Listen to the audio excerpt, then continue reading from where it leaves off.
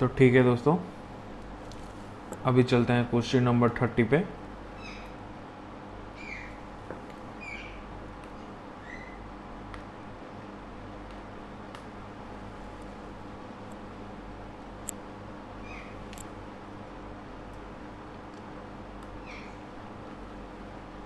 What was the title of Rio 20 declaration?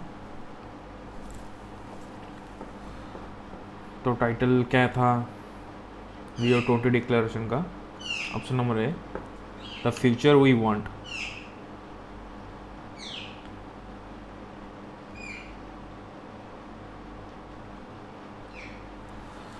The United Nation conference on sustainable development UNCSD, also known as Rio 2012, Rio plus 20 or R Summit 2012, was the third international conference on sustainable development hosted by Brazil in Rio de Janeiro.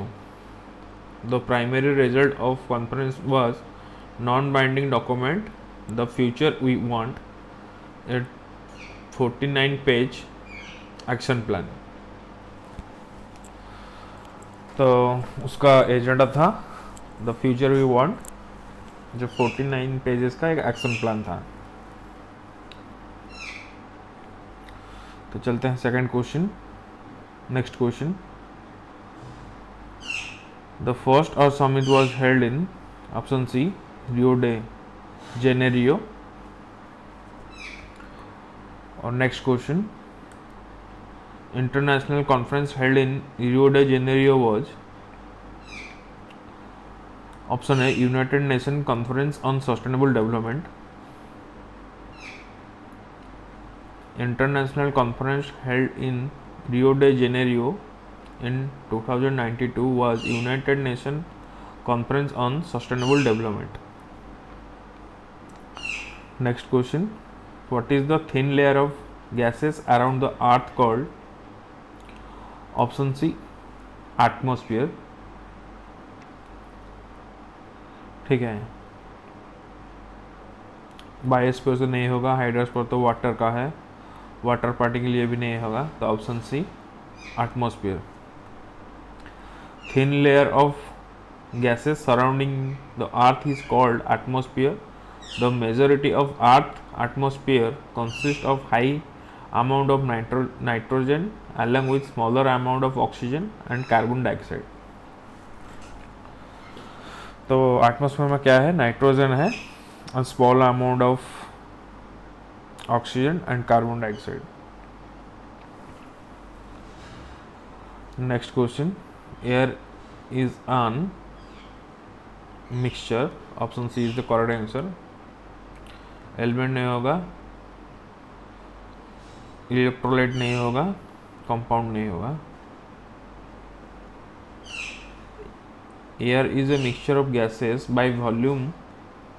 About 78% of this mixture is nitrogen and about 21% is oxygen. Carbon dioxide, argon, methane, ozone, water vapor are also present in very small particle.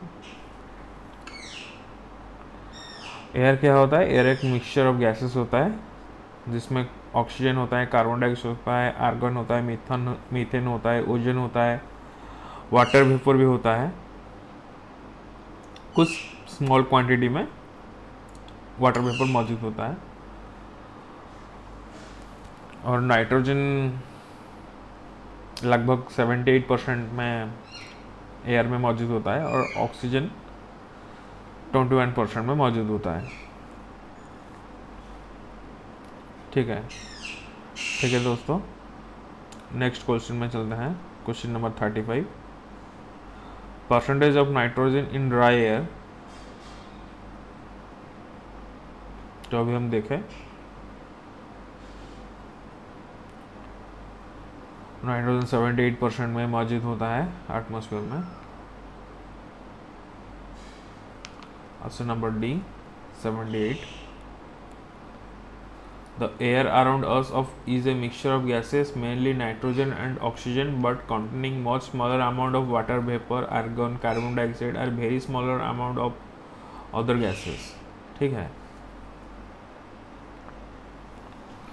Nitrogen ज़्यादा मौजूद होता है 78% और oxygen मौजूद होता है 21% में, और कुछ स्मॉल अमाउंट में water vapour, ozone, argon, carbon dioxide air में मौजूद होता है।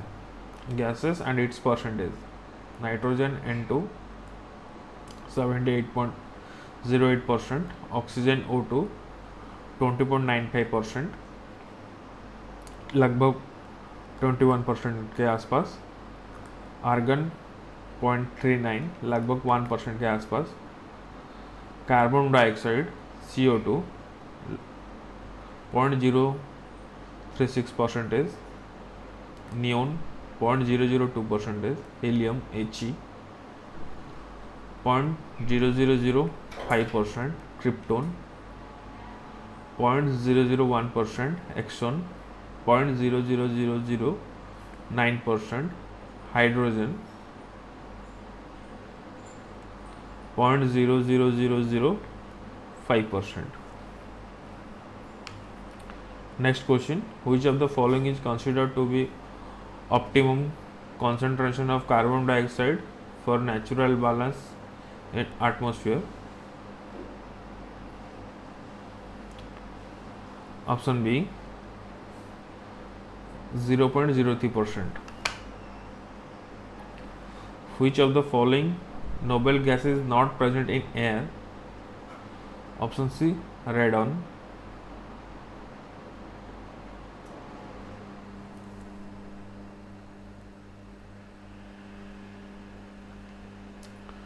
In the atmosphere, the high percentage of nitrogen जो 78% के आसपास होता है एयर में, तो option C is correct answer.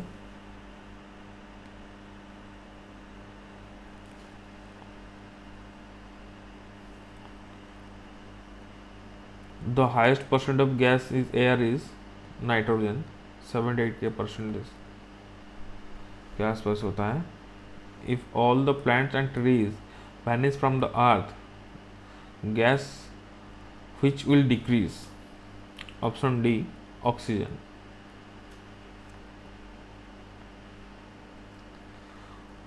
We need the oxygen to survive and depend on trees to provide this oxygen. To make food for themselves, trees go through the process known as photosynthesis, where they take carbon dioxide from air and release oxygen back into atmosphere. And option D is correct answer. तो क्या होता है, हमको oxygen चाहिए जिंदा रहने के लिए, और उसके लिए हम ट्री के ऊपर डिपेंडेंट होता है, और ट्री फोटोसिंथेसिस प्रोसेस में अपने लिए खाना बनाता है, ठीक है। इसमें वो कार्बन डाइऑक्साइड लेके ऑक्सीजन एटमॉस्फेयर को देता है, तो इसीलिए ऑक्सीजन लेवल हमेशा मेंटेन रहता है एटमॉस्फेयर में, जिससे हम इनहेल करके जिंदा रहते हैं। Which of the following is not function of the tree? Observation of carbon dioxide ये सही है। ऑब्जर्वेशन ऑफ नॉइज ये सही है। एयर पोल्यूशन ये गलत है। रिलीजिंग ऑक्सीजन ये सही है। ट्रीज कभी एयर पोल्यूशन नहीं करते हैं। ट्रीज कार्बन डाइऑक्साइड को लेके ऑक्सीजन देते हैं, जिससे सारे प्लैनेट अर्थ का जीव जंतु जिंदा रह सकते हैं। Trees contribute to the environment by providing oxygen, improving air quality, climate amelioration, conserving water, preserving soil and supporting wildlife. Hence they clean the environment and are not reason behind air pollution. ये बिल्कुल सही है। Tree reason नहीं होता कि environment pollution के लिए, बल्कि ट्रीज इंप्रूव करते हैं एयर क्वालिटी को। In addition to this, trees on both side of roads reduce the sound pollution by reducing intensity of sound by 10 to 15 decibels. जो हम देखते हैं कि रोड के अगल बगल में या डिवाइडर के ऊपर में कुछ ट्री बनाया जाता है, क्योंकि वो साउंड पॉल्यूशन को थोड़ा रिड्यूस कर सकते हैं. वो कितना रिड्यूस करता है? 10 to 15 डेसिबल तक इंटेंसिटी, साउंड की इंटेंसिटी वो रिड्यूस करता है. Consider the following. Next question, consider the following: photosynthesis, respiration, decay of organic matter, volcanic action. Which of the above add carbon dioxide to the carbon cycle on Earth? Option C 2, 3, 4. Respiration, decay of organic matter and volcanic action.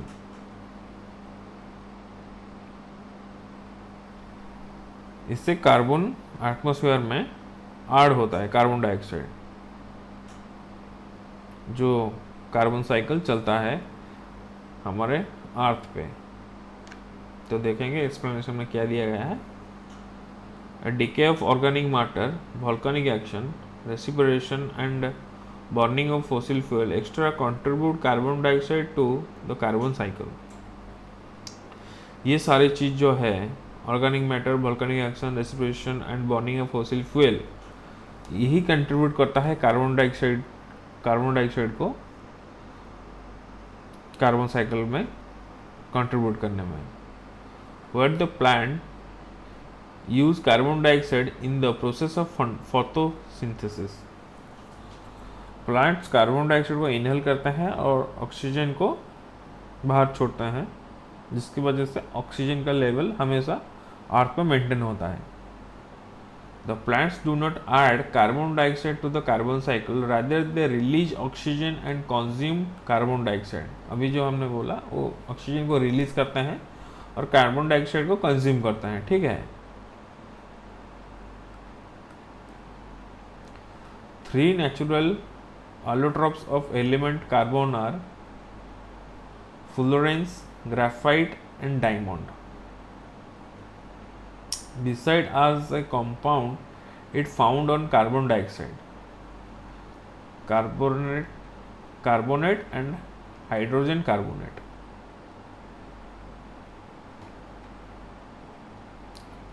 ठीक है. तो बोल रहे हैं कि एक 3 natural एलोट्रेट्स है carbon का, जो है fullerenes, graphite and diamond. Beside as these compounds is found as carbon dioxide, carbonate and hydrogen carbonate. Next question: which of the following does not add the carbon dioxide to carbon cycle on the planet Earth? Option B photosynthesis. इसको हमने पहले इसके ऊपर में इसको explain देखा.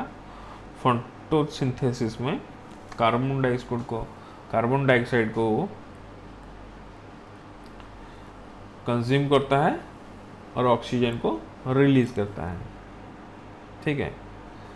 और ये सारे जो है organic matter, volcanic action, respiration, इसमें वो कार्बन डाइऑक्साइड को एटमॉस्फेयर या फिर एयर में रिलीज करता है. Next question: the concept of weathering release to. तो पहला ऑप्शन दिया गया है deposition of decomposed material, change in weather condition day to day, natural process leading to decomposition of rock, none of the above.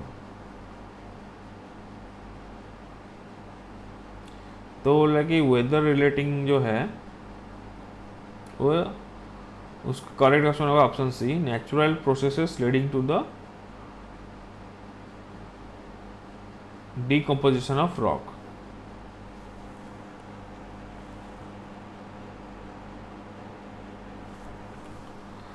weathering is defined as mechanical distillation and chemical decomposition of rock through the action of various elements of weather and climate.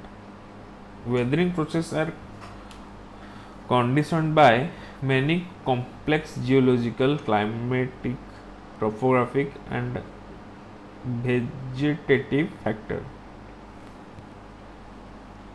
ठीक है. The headquarters of World Meteorological Organization located at option A Geneva. The World Meteorological Organization provide a framework for international cooperation in the development of meteorology and operational hydrology and their practical application. World Meteorological Organization oriented from International Meteorological Organization IMO, which are founded in 1973. Then से 1873 में वो उसको हम founded किया गया था. It was founded in 1873 to facilitate the change of weather and information. तो यहाँ पे IMO को 1873 में फाउंडेड इसको बनाया गया था. किस लिए? To facilitate change of weather. तो वेदर जो चेंज हो रहा है इसके लिए बनाया गया था national border. WMO become specialized agency of United Nation on 17 March 1951 and world meteorology organization जो है उसको यूनाइटेड नेशन ने स्पेशलाइज्ड किया था 17 मार्च 1951 को. Notably the world metrology convention was implemented on 23rd March 1950. It is headquartered in Geneva, Switzerland. ठीक है, ये स्विट्जरलैंड जेनेवा में इसका हेडक्वार्टर है जिसका WMO का. और ये 1951 में इसको एक स्पेशलाइज्ड एजेंसी बनाया गया था. ठीक है. The headquarters of UNEP is located as Nairobi. तो देखेंगे एक्सप्लेनेशन को. UNEP United Nations Environment Program was established in 1972. Its headquarters in Nairobi, Kenya. Inger Andrens of Denmark is currently the executive director of United Nations Environment Program. अभी के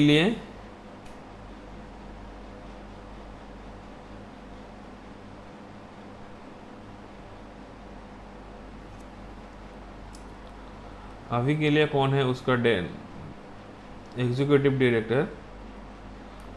आप हमको comment section में बता सकते हैं. ठीक है. और जो भी सही आंसर देगा इसके कमेंट पे मैं एक हार्ट दे दूंगा. ठीक है. आप हमको कमेंट सेक्शन में बताइए या फिर मैं आपको कमेंट सेक्शन में डाल दूंगा. Where is the headquarters of United Nations Environment Program UNEP? उसका सही आंसर होगा नायरोबी. ठीक है. केनिया में जो लोकेटेड है, एक सिटी है केनिया का. Where was the fourth session of United Nations Environment Assembly UNEA held recently? मतलब ये 2019 का क्वेश्चन था. ठीक है. उसी हिसाब से इसका आंसर होगा नायरोबी, केनिया में. ठीक है. The fourth session of United Nations Environment Assembly took place from 11 to 15 March 2019 in Nairobi, Kenya. The theme of UNEA4 was Innovative Solution for Environmental Challenge and Sustainable Consumption of Production. It is noteworthy that the fifth session of UNEA took place virtually in Nairobi. Virtually किया गया था in Nairobi in February 2021 under the theme strengthening action for nature to achieve the sustainable development goals. A resumed in-person sessions of UNEA 5 is scheduled to take place from 20th February to 2nd March 2022. तो इसका पहला जो theme था UNEA 4 का innovative solution for environmental challenge and sustainable consumption of production, and दूसरा जो virtually meeting हुआ था 2021 में, strengthening the action for nature to achieve the sustainable development goals. ठीक है.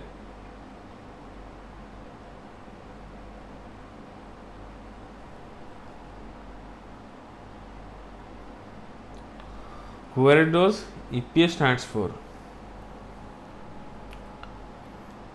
And it stands for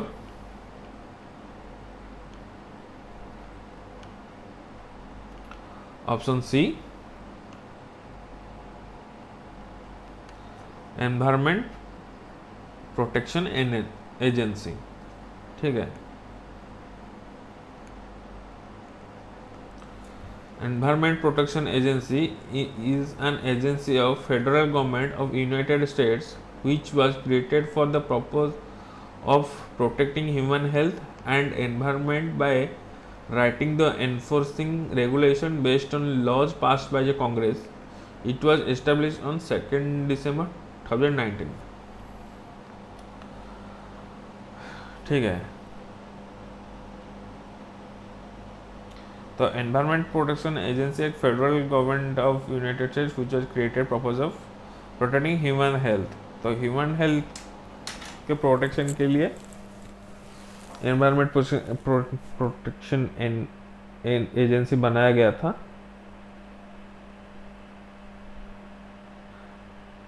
and ये यूनाइटेड नेशन के कांग्रेस के द्वारा पास किया गया था और ये एस्टेब्लिश हुआ था 2 दिसंबर 1970 को. ठीक है. इन which of following institution the environment information system center on population and environment is located? तो उसका करेक्ट आंसर होगा IIPS Mumbai. Environmental information system Center on Population and Environment is located at International Institute for Population Science, Mumbai.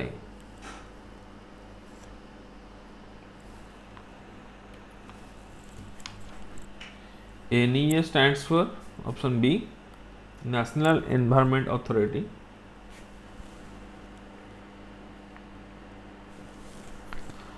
National Environment Appellate Authority (NEA), better known as NEA, was set up by Ministry of Environment and Forest to address cases in which environment clearance were required in certain restricted area.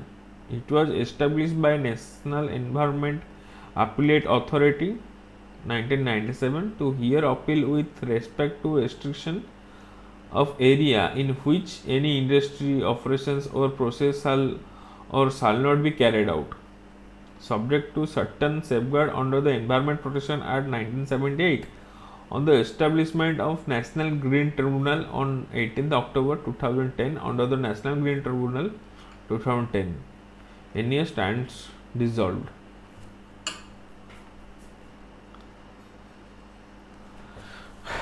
ठीक है. Next question देखेंगे.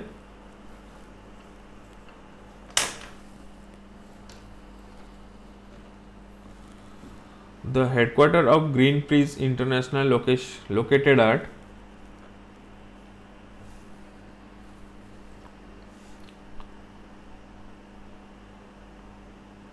option A, Amsterdam.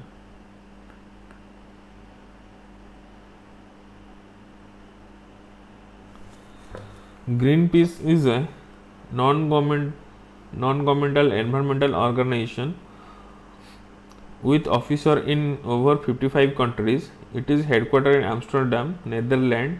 Greenpeace trade its goal to ensure the ability of art to nature life in all its diversity.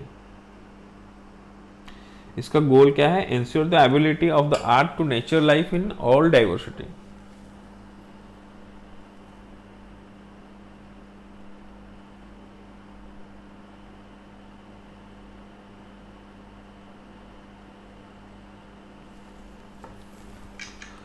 Next question.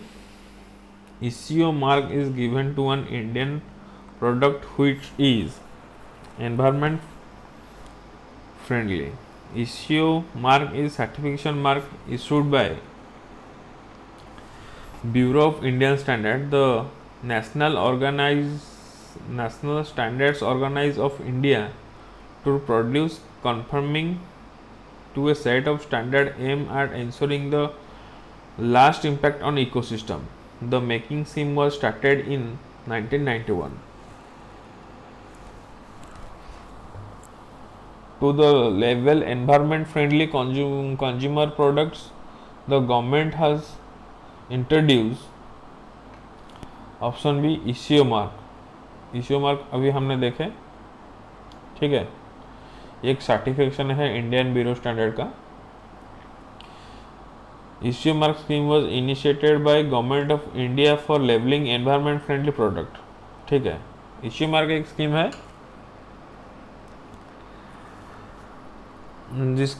जिसको government of India labelling करता है जो product environment friendly होता है. Notably this scheme is being administered by bureau of India standard. ये जो scheme है वो ब्यूरो ऑफ स्टैंडर्ड द्वारा एडमिनिस्ट्रेट किया जाता है. It's important to mention here that the scheme covers products category like soap and detergent, food items, lubricant, oil, packaging materials, architectural paints, powder coating, batteries, electric and electronics goods, food additives, wood substitute, cosmetic, aerosol and propellant, plastic product, textile, fire extinguisher, leather और coir and coir product. ठीक है.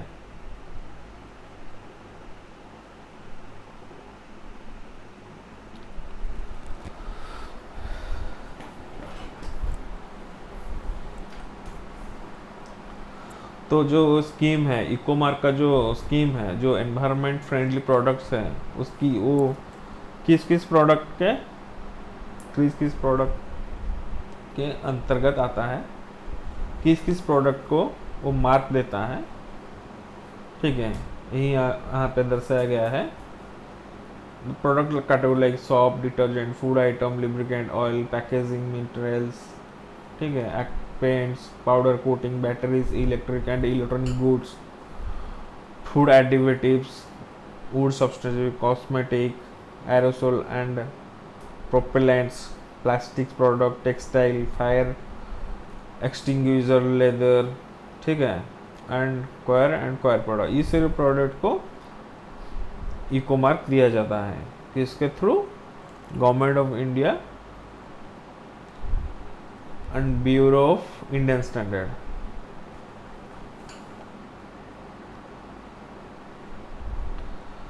According to the Sustainable Development Goal SDG, the Indian Index 2019 recently released by Niti Aayog, which state hold the first position. Option D हमारा प्यारा सा केरला. ठीक है.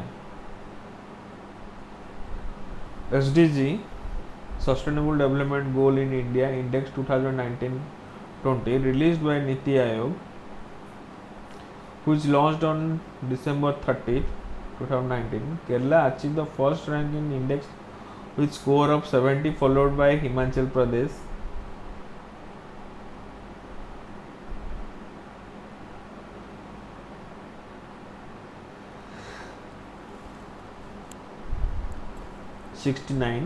Andhra Pradesh, Telangana and Tamil Nadu were ranked at third position score of 67. In July 2021, the third edition of Sustainable Development Goal India Index 2021 was released. With composite score of 75, Kerala topped the Niti Aayog index. Second and the third position was obtained by Tamil Nadu and Himachal Pradesh respectively. Next question. ठीक है दोस्तों, अगर आपको कुछ video में कुछ suggestion है, कुछ डाउट है, तब तो आप कमेंट बॉक्स में डाल सकते हैं. मैं जल्द से जल्द कोशिश करूंगा आपको डाउट को क्लियर करने में. और अगर कोई आपका सजेशन है कैसे और वीडियो को इम्प्रूव किया जाए तो आप सजेशन में डाल सकते हैं. और दोस्तों एक छोटा सा रिक्वेस्ट है, आप थोड़ा उसको इस वीडियो को लाइक करें, सब्सक्राइब करें थोड़ा. इसके वजह से हमारा जो मेहनत है, ठीक है, थोड़ा सा मोटिवेशन मिले हमको आगे अच्छे तरीके से 360 डायमेंशन में आपको समझाएंगे.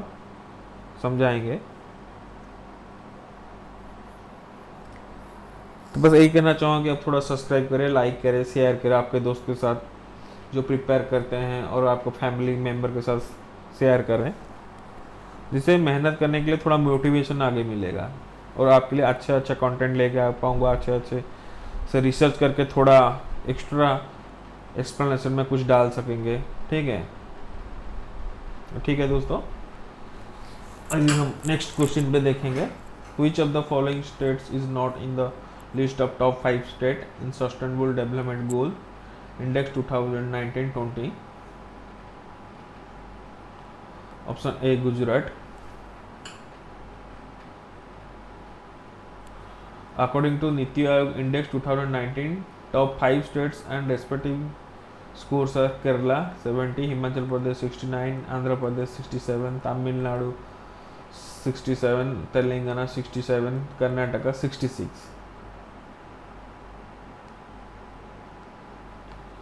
Next question. Sustainable agriculture means option C. Utilize land so that its quantity remains intact. Okay.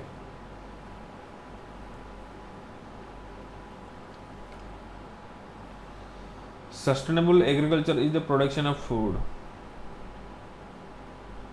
fiber or other plants or other animal products using farming technique that protect environment. तो environment को protect करते हुए हम कैसे agriculture में develop करें. ठीक है,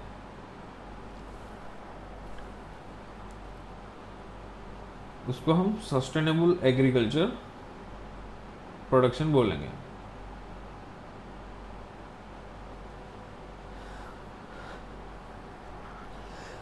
एक्सक्यूज मी. ठीक है, public health, human communities and animal welfare. In short it is proper utilisation of the land without affecting the environment.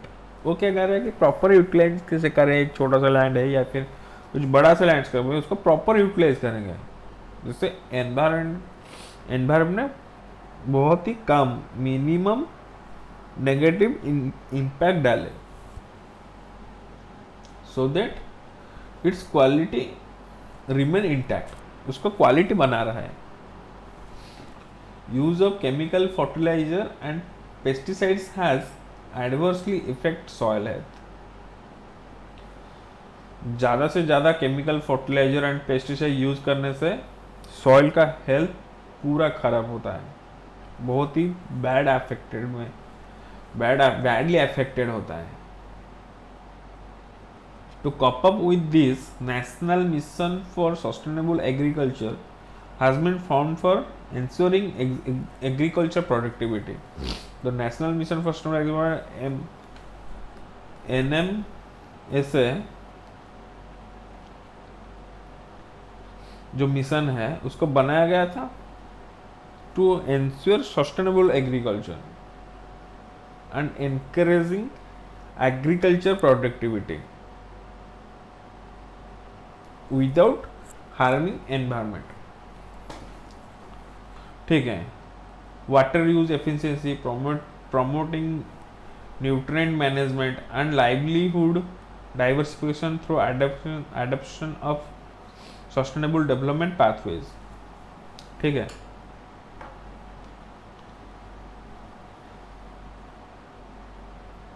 Basically sustainable development हम यही बेसिकली समझ सकते हैं, proper management of the resources without harming environment.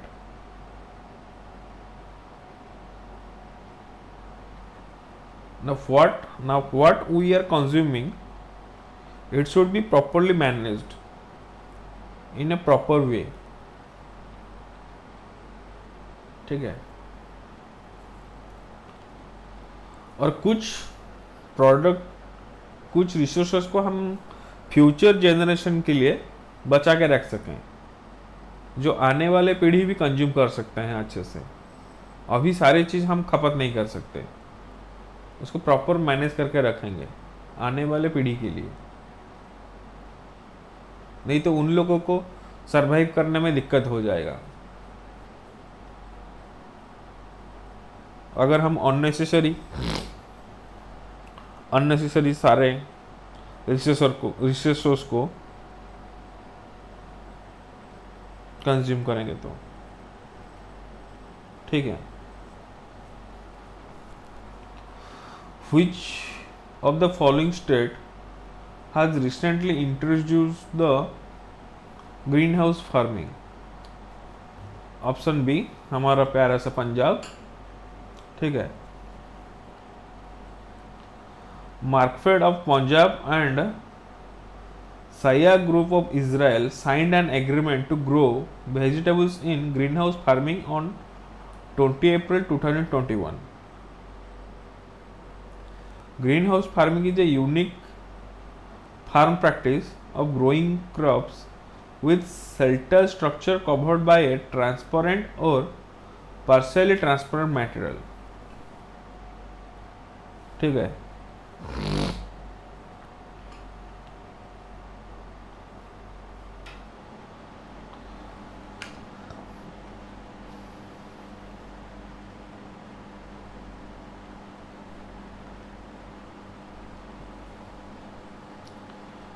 Given below are two statements.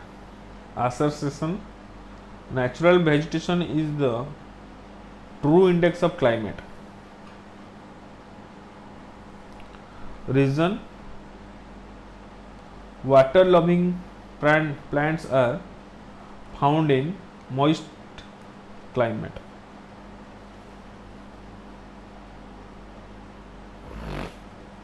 तो उसका सही answer होगा option A. Both statement are true. R is the correct explanation.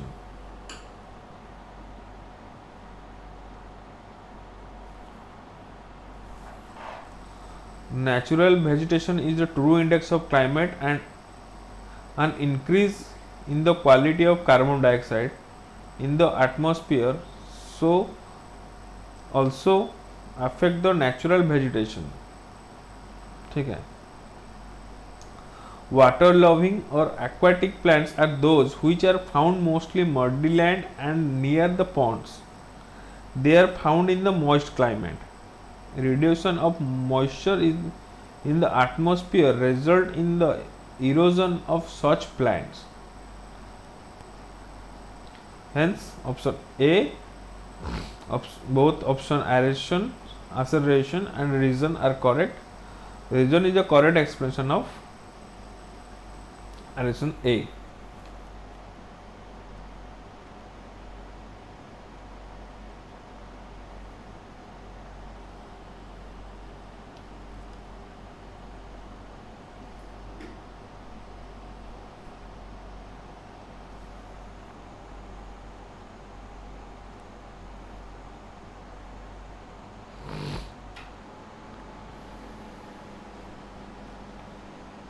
ठीक है दोस्तों, नेक्स्ट क्वेश्चन में हम चलेंगे. On urbanization and industrialization are harmful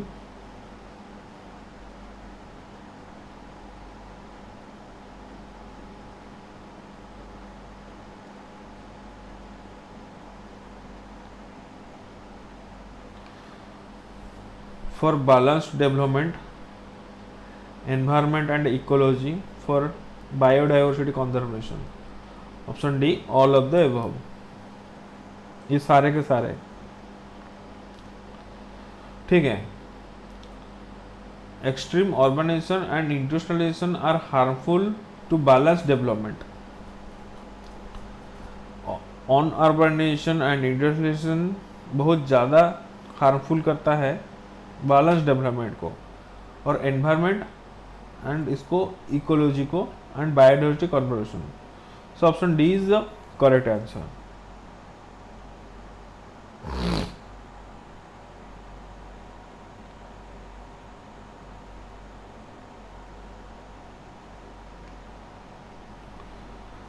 ठीक है, अर्बनाइजेशन और इंडस्ट्री जब बनेगा, ज़्यादा अर्बनाइजेशन, एक्सटर्बनाइजेशन and growth of the industrialisation is very helpful for the balance of development. Environment and ecology को भी हार्म करेगा, बहुत ज़्यादा डैमेज करेगा एनवायरनमेंट को। इंडस्ट्री ज़्यादा पॉल्यूट करता है एनवायरनमेंट को, हमको सब पता है, आपको सब पता है। ठीक है, एंड बायोडाइवर्सिटी कन्वर्जन को तो पूरा डैमेज करता है ऑन अर्बनाइजेशन और इंडस्ट्रियलाइजेशन। तो ये तीनों का तीनों सही है।